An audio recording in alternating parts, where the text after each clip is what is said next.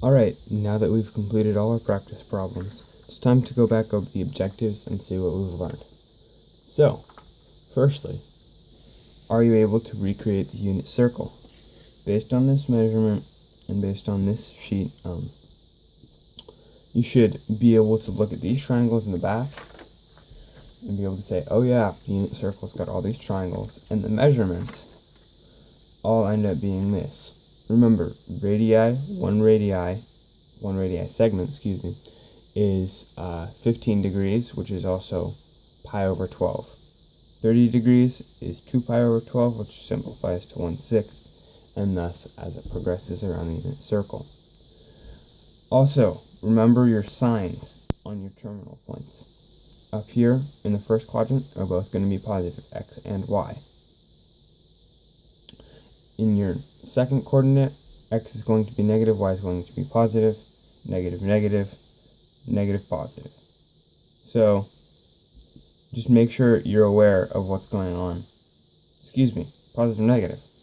Make sure you know what's going on in each of these pieces in later equations and in later standards. If you're solving for x or y, remember that cosine is associated with the first terminal point in everything here, and that sine is associated with y, or the second terminal point, in everything here. That's just a little hint for future standards. Alright, so if you can recreate the unit circle, you understand how to do that. That's good. We need to understand terminal points. Terminal points are these things. I think that's pretty clear. Coterminal angles and degrees.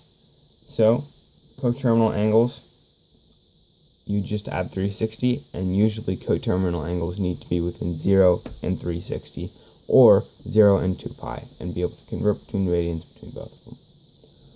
And reference angles are, again, how far away you are from the x-axis. So that's that.